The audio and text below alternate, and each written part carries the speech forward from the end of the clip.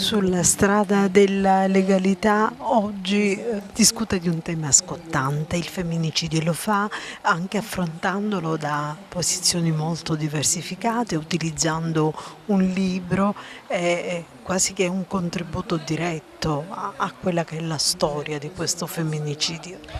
Sì, no, è un'occasione questa, nella quinta edizione del Caffè Letterario della Polizia di Stato al Centro Balneare, di affrontare un tema che è quello mai risolto, che è della violenza di genere, in particolar modo nei confronti della donna. Il libro sono delle 20 storie che raccontano di donne, di ragazze, di giovani vite che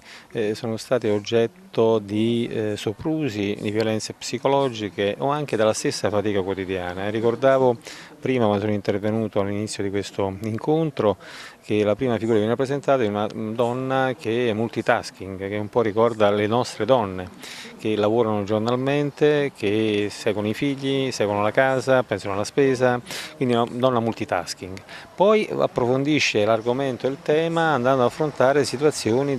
all'interno della vita familiare dove ci sono situazioni di violenza domestica.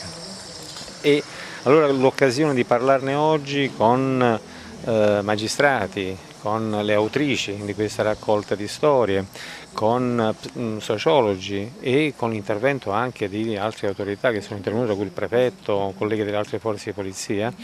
è quello di poter metterci insieme e fare una rete. Ora la Questura da tempo ha avviato un progetto, lo sta realizzando, sia nell'ambito della Divisione Anticrimine della Polizia di Stato, con persone altamente esperte e competenti sul tema della violenza di genere, però anche attraverso intese col Centro Antiviolenza, con l'azienda sanitaria ospedaliera di Agrigento, con dei corsi fatti innanzitutto prima per i nostri operatori, perché dobbiamo essere capaci di cogliere i segnali di disagio che spesso e volentieri non ce ne sono. Se in una provincia come la nostra, nel corso di un periodo di tempo non breve ma consistente, gli ultimi 3 anni ci sono stati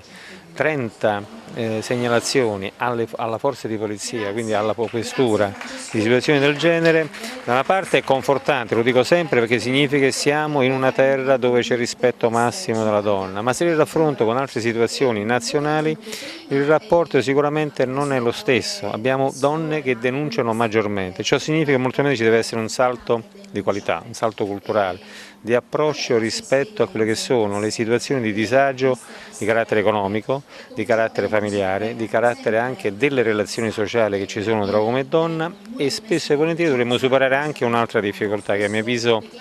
ho incontrato, che in queste occasioni la maggioranza del pubblico, delle persone che partecipano sono donne. Lo dico, dobbiamo, e ha fatto bene una delle autrici a dire queste cose, è giusto che le leggano gli uomini, che spesso e volentieri in questo tipo di reati particolari il protagonista negativo e passivo e attivo è il maschio, non è la donna spesso subisce. Medinova oggi si parla di femminicidio, presenta un nuovo libro, un libro cartoline colorate, un libro che arricchisce una collana di pregio.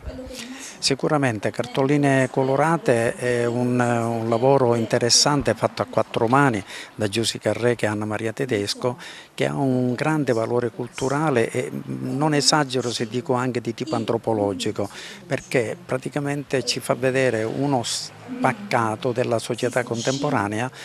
dove al centro è la donna con le sue problematiche. E spesso e volentieri una donna che ha subito violenza tra le mura di una casa oppure che ha vissuto altro tipo di esperienze, e Giuseppe Carreca e Anna Maria Tedesco hanno raccolto una